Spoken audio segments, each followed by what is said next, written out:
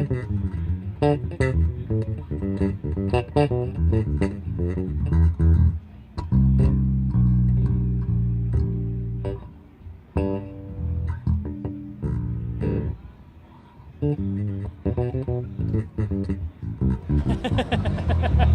everybody, it's Jason Shadwick with PremierGuitar.com. We're at the Sadowsky booth with Chip here, who you just heard play, and the man behind all these instruments, Roger.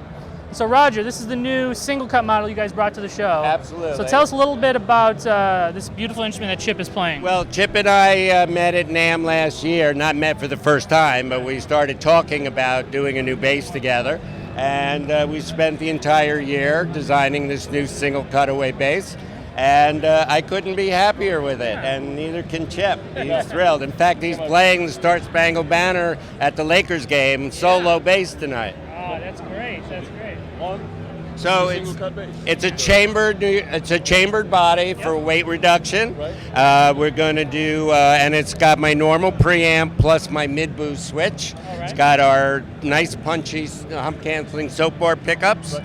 And I'm totally thrilled with the bass. Can we hear a little bit with the mid-boost switch on and off to kind of hear the difference? Sure. So is that on? When they heard it at the top, was that on? Oh, that was on. Before it was on. Right. So without it?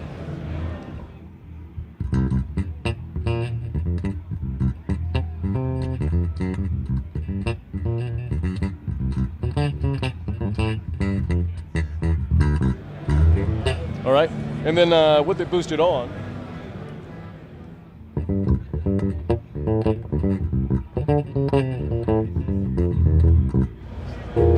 so, you know, it just really helps find that focus, to find that voice that you're looking for in your head. One thing that most people don't realize is that mid-range, we all have a different feeling about what mid-range is in our playing styles. The great thing that Roger did with Will when they came up with this was to find a way for a player to not have to fight the instrument to find that mid-range, but just simply know it. I know my mid-range sound when I need it. Here's the switch and we go. So if we flip it over, you can see the back controls, which give you the option. So with the mid boost, you can select 500 hertz wide band or narrow band, or 800 hertz wide or narrow, and you can adjust how much mid boost and how much output gain you want from it. The trim pots there. Yeah, absolutely. So then it becomes a player's instrument, because then it's just all about simplifying the performance, getting the tone that you want out of it, and Roger's been doing it better than anybody for years. Bringing that home. Cool. So we are plugged into also your new amp that you brought to the show. Right. So this is our SA200 all-tube amplifier. We released it about 8 years ago. We did a limited run of 100. They're made in Holland. So when the euro got strong, we couldn't do a second run. Now that it's reversed back again, we're doing a limited re-release of it. I know those are going to be available soon, available now? Yeah, well, we're going to be taking orders for the next 2 months, and then we'll do a production run. So. All right. We also have some new behind Chip here. Yeah. You said the new Satin series. This is my new Satin series of basses. One of the things I've always been committed to is working musicians, and I understand that a lot of musicians today can't afford more high-end stuff. So we've introduced this line made in our New York City shop, also with chambered bodies, and the 5 strings are going to be $29.75, and the 4 strings are going to be $2,900. Right. And we're not going to take orders. We're going to build them, put them in stock on our website, and it's a great bang for the buck. Excellent. All right. So we also have we're going to switch around and we're going to look at some of your guitar stuff now. Okay, this is our new original guitar that we've spent literally the last 3 years designing and conceptualizing. And the high-end version, the whole concept is the body is spruce, the most tonally resonant wood ever used. And we're putting matching successive cuts of hardwood on the top and the back. The spruce is a soft wood. Yeah. And then we're doing the guitar in both a Fender scale and a Gibson scale. This is the Gibson scale, and it's got a solid Palfero neck with a Brazilian rosewood fingerboard. And this is the Fender scale. This one has a Cocobolo top and back, and it has a flame roasted maple neck and a Brazilian fingerboard. So the Fender scale we're doing in my traditional single hum configuration. The Gibson is 2 humbuckers. This one happens to feature Ron Ellis pickups. He's one of the premier pickup makers on the planet today. And we are also offering 2 different control layouts. This one is switch forward, and that one is knob forward. So if you like to do pinky rolls, you're going to want that. If you want the switch to be your most accessible thing, you're going to do this. And you can get that on either model. Either model, yeah. So, coming from my New York roots and with session guys being unable to bring cartage to sessions, they're about as versatile as a guitar can be. And then what's the little, is this another mid boost switch? That's also a guitar mid boost. It's voiced specifically for guitar. All right, we have George here. Why don't you kind of flow through some sounds with the mid boost and some different pickup combinations?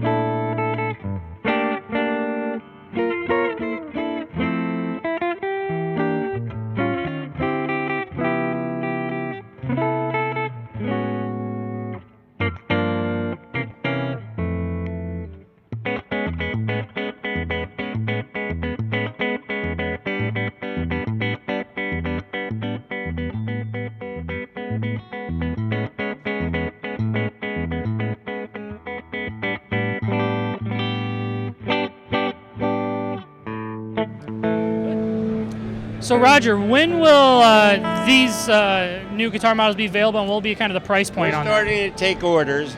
The higher end version of this with the spruce core and the fancy woods, they're going to be about $8,000. And eventually we're going to come out with some that will have like alder, ash, and mahogany bodies, and they'll be around $5,500. Sounds good. And do various options probably factor into the price a little bit? Absolutely, Yeah. absolutely. And where can people go online to find out more about the basses, the amp, the guitars, and everything else? Go to Sadowsky.com. Roger, Thank you. Thank you Jason. so much. Pleasure to George, see you. thanks, sir. Appreciate it. This is Jason Shadrick with PremierGuitar.com. Make sure to subscribe to our YouTube channel to follow all of our NAMM coverage. So George, why don't you play us out with a little something?